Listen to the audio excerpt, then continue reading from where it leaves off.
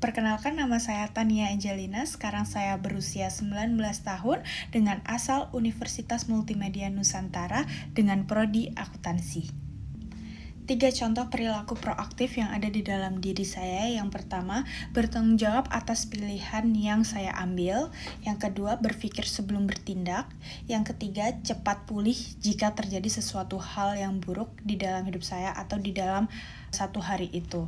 Mengapa saya sebut itu sebagai perilaku proaktif yang ada di dalam diri saya? Karena menurut saya perilaku proaktif sendiri itu sebuah pilihan dan kendali di mana kita itu bisa bertanggung jawab atas apa yang sudah kita ambil dan bisa mengendalikan emosi kita agar tidak menjadi pribadi yang negatif atau memberi energi negatif terhadap diri kita sendiri ataupun orang lain.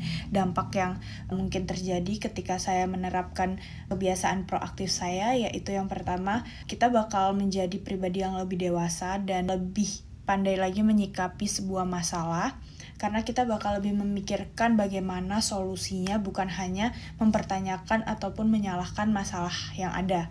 Lalu saya juga bakal merasa apapun yang sudah saya pilih, apapun yang sudah saya jalanin harus tetap saya laksanakan dengan baik, karena itu sebuah pilihan yang sudah saya ambil.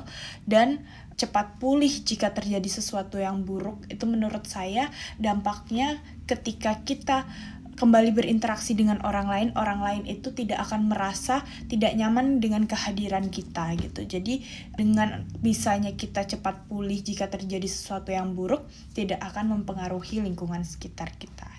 Dan menurut saya hal tersebut tidak akan membuat kita tuh menjadi pribadi yang penuh dengan dendam, penuh dengan emosi, dan penuh dengan amarah.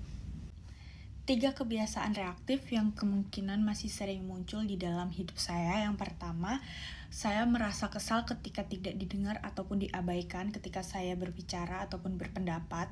Kedua, menunda-nunda pekerjaan ataupun tugas. Yang ketiga, mudah tersinggung ketika dinasehatin. Nah, mengapa saya sebut ketiga hal tersebut merupakan tindakan yang reaktif atau tindakan yang tidak baik? Karena hal tersebut merupakan tindakan yang tidak membuat saya bertumbuh dan membuat saya menjadi pribadi yang toksik, akan toksik dengan lingkungan dan akan toksik dengan diri saya sendiri. Mengapa? Karena menurut saya kebiasaan-kebiasaan tersebut itu kebiasaan yang tidak seharusnya kita terapkan di dalam hidup kita. Karena mengapa? Dampaknya itu bakalan berdampak banget buat kehidupan kita di sekarang dan di kemudian harinya. Ketika kita suka menunda-nunda sebuah pekerjaan, kadang tuh suka mepet-mepet deadline kalau ngumpulin tugas. Jadi kita bakal merasa kayak kita dikejar waktu banget, padahal sebenarnya kita tuh masih punya banyak waktu. Jadi dampak dari situ tuh terkadang pekerjaan kita jadi nggak maksimal karena kita suka nunda-nunda pekerjaan tersebut. Kita cepet-cepet aja, yang penting selesai gitu. Nah, lalu dampak ke situasi ataupun suasana di lingkungannya. Perubahan sikap saya itu bakalan langsung terlihat karena saya tidak bisa menyembunyikan rasa kesal ataupun rasa tidak suka itu gitu. Jadi seketika suasana itu bisa langsung jadi yang kayak canggung, suasana langsung gak enak, hawanya tuh langsung negatif aja gitu, kayak bawaannya tuh pengen marah-marah aja gitu. Jadi menurut saya tuh dampak yang tidak bagus untuk diri saya dan juga lingkungan sekitar saya.